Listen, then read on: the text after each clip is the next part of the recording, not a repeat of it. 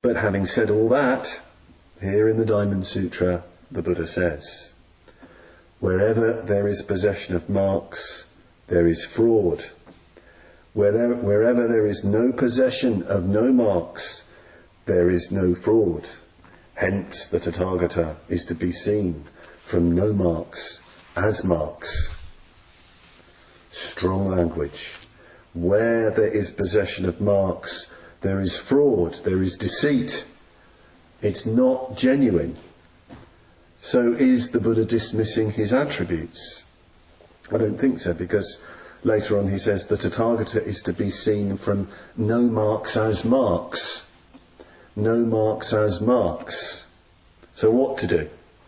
What to make of this? The issue, I think, really is about looking deeper, as Bhante says in his commentary. Looking deeper, looking deeply into the nature of the form of the Buddha. Bhante quotes Ruskin, the old Victorian art critic, talking about a sculpture of Apollo. And Ruskin makes the point that the beautiful, noble sculpture of Apollo is not Apollo. Apollo, says Ruskin, is a spiritual force, a spiritual significance that cannot be encapsulated in the form, by even the greatest artist. The form is a real presence. You know, it might well have a real presence. Or you might come across an image of great sanctity. But that doesn't mean that you can fix the significance of Apollo, or indeed of the Buddha or Bodhisattva. We have the paintings here that Aloka made for us of the Buddha, of Padmasambhava, of Vajrasattva. They're very strong and vivid paintings, and I know people have been very moved, particularly by the painting of the Buddha. They have a real, it really helps them in their practice. But even a very fine painting, which has come out a lot of experience of being a painter, being a Buddhist, cannot encompass the spiritual force and significance of the Buddha. But these images can be doorways, portals, windows into the vast, inconceivable reality of the Buddha, into that spiritual force and significance.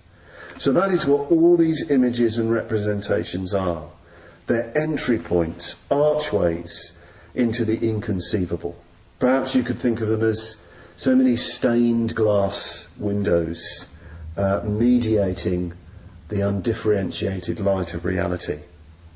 And this is what you're instructed to do in visualization practice.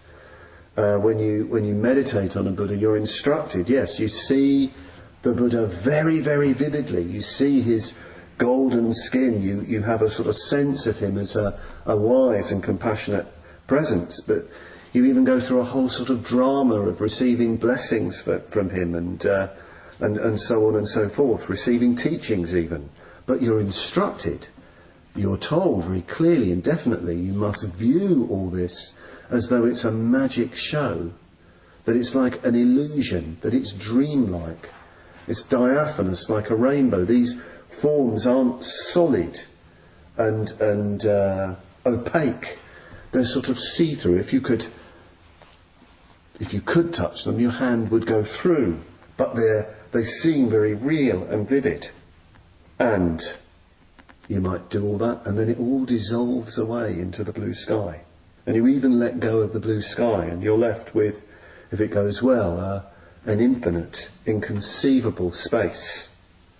And of course, you can only get to that point of the space because of the contemplation of the form.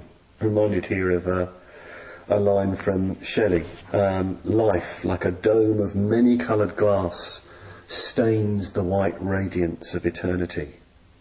So in visualization practice, in devotional practice to the Buddha, you're contemplating the dome of many-coloured glass in order to be able to contemplate the white radiance of eternity.